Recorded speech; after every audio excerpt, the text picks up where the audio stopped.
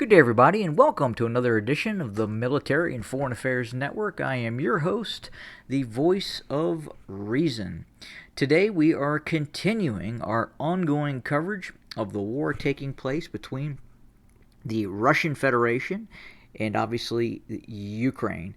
Today is now day 165 of the ongoing conflict. So, again, 165 days now of war taking place between these two nation states. And as we continue to look at what's happening on the ground and also in other places as well, it is now being reported that the United States is looking at another $1 billion. Say that again, $1 billion arms package, another one.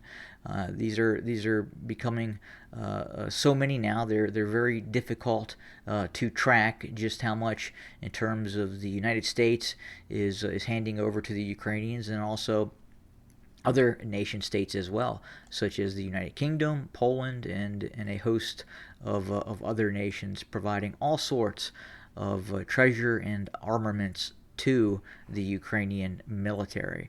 In this next package, it looks like the U.S. will be sending more HIMARS. They will be sending the ground launch version of the AMRAAMs. The AMRAAMs air-to-air missile can also be used as a air defense system as well, and some of those systems will be provided to the Ukrainian military to shoot down both Russian aircraft and other air-launched systems as well. Now, the big mystery will the ATACMS be provided in this new arms package to the Ukrainian military? It seems that initially there appears to be some hesitation on the part of the United States to provide a certain weapon system, and then they'll gradually, meaning the United States or a NATO country, will then provide that weapon system, and then that opens the way for more additional weapons of those same type. At which they were hesitating to send prior. If we go back to the very start of the conflict, there was no talk about sending HIMARS or other systems to the state of Ukraine. And now tanks, armored vehicles, aircraft, HIMARS, advanced air defense systems. Probably the next thing we will see ultimately will be the Patriot possibly deployed in western Ukraine, and then I have no doubt at some point we will see the ATACMS also be deployed in the ongoing conflict. And then at what point does Russia say enough is enough? And then we look to a escalation of the conflict, both in terms of attacking possible targets along the border areas near Poland, or where these weapon systems can inflow into Ukraine would be a valid target for the Russians to strike. I would say if the shoe was on the other foot, and the United States was in some sort of military operation, and the Russians were providing the sorts of weaponry and equipment to an opposing nation state that the United States was fighting, I have no doubt at a certain point U.S. generals and political leadership would say, that's enough. We're now going to escalate this a bit, and in all probability that could happen. Now the question is does this turn into some sort of nuclear escalation at some point? And obviously Russia possesses a vast nuclear arsenal, and throughout history we've never really seen a weapon system that has been actively deployed by really any nation that ultimately does not start getting used more and more and more. And again, the last time obviously we've seen the deployment of nuclear weapons was by the United States against the Empire of Japan during World War II. So is it possible that we will eventually see a nuclear weapons release? Difficult to say. Again, the possibility is always there, and obviously given the situation on the ground with both parties, the possibility that something happens in terms of some sort of escalation leading to a nuclear release is just not a remote possibility. It is a very probable possibility in terms of if you look at past history. Eventually the trigger is going to get pulled, and unfortunately, does it stop with one or two tactical nuclear weapons, or does it become something much bigger? We don't know yet, but ultimately history will lead the way with that, and ultimately we will find out whether nuclear weapons will be used, whether this conflict is escalated. And if we look at past wars and past conflicts, you never see the big one coming. It's a slow burn, and then it happens. Even World War II, for a time, after the initial invasion of Poland, again things were kind of low key, and then within 6 months to a year, that's when things really got underway in terms of World War II. And right now, again, we're just 160 so days into this conflict, and there doesn't appear to be an ending in sight. Both sides are digging in, and for all intents and purposes, we are looking at a very, very long war, quite possibly ahead of us. In other news, we continue to see fighting take place and ongoing shelling, and it's becoming a big concern, especially here near Indahar, in terms of the large nuclear power facility. I'll go to the actual satellite view where you, the viewer, can kind of see what we're talking about. Again, I talked about this in a previous episode. Here is one of the largest nuclear power stations in Western Europe, one of the largest in the world for that matter. And again, very, very close. This is the Ukrainian-held territory. This is the Russian-held territory.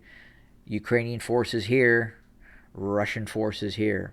So the possibility of a mistake hitting one of these reactors or causing an issue where there could be a cooling type of failure and an eventual meltdown is something that could happen. And right now, a lot of nuclear watchdogs are watching this situation very, very closely, just south of Nikopol and Zaporizhia, as this conflict continues. Not a lot of territory changes. We continue to see the Russians moving towards both Bakhmut and Avdiivka, further to the south.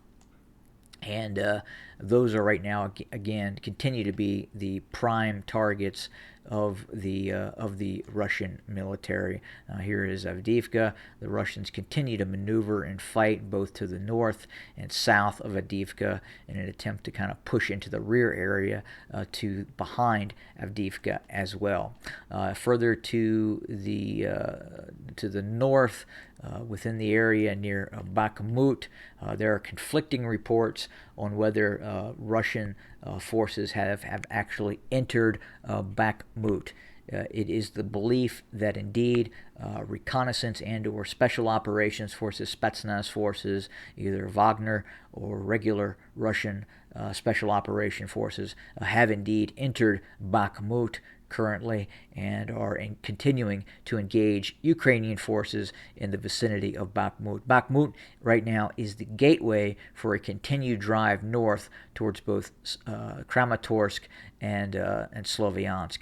Seizing control of Bakhmut and Avdiivka in this direction gives the Russians ability to drive from the south to the north towards these key cities of Kramatorsk and Sloviansk. Remember, the major defensive barrier for Ukrainian forces are east of Kramatorsk, east of Sloviansk, in the vicinity of Seversk, and then obviously near Bakhmut as well. If the Russians move past Bakhmut and Avdiivka, they can then drive from the south towards Kramatorsk and Sloviansk. And then ultimately we would see engagements taking place and a possible envelopment taking place of Ukrainian forces that would be in this pocket around Seversk and east of both Sloviansk and Kramatorsk. Right now, the Ukrainians have a fairly good defensive position to the northwest of Sloviansk, and the Russians are having difficulty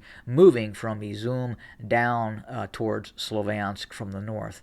They're having much more success heading towards Bakhmut and Avdiivka than they are operating in the north.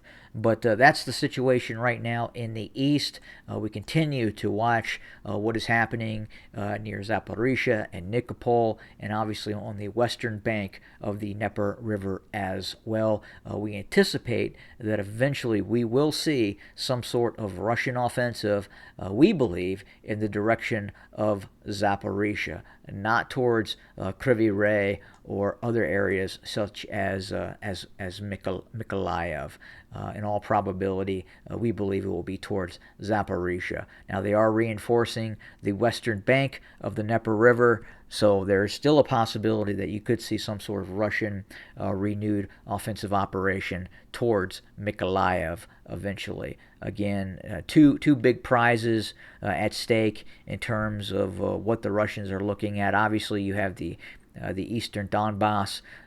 If they move west in an attempt to seize control of Mykolaiv, you then have the ultimate prize of Odessa and completely cutting off Ukraine and its access to the sea, and at the same time, Zaporizhia would mean a Russian move up the eastern bank of the Dnieper River, cutting off Ukrainian forces in the eastern Donbass. And then finally, another prize that ultimately the Russians will probably attempt to secure at some point is Kharkov in this area, the second largest city of Ukraine. But again, that's it for today. We will continue to monitor and report. We hope you have a beautiful Sunday, and obviously thank you for joining us, and have a good day.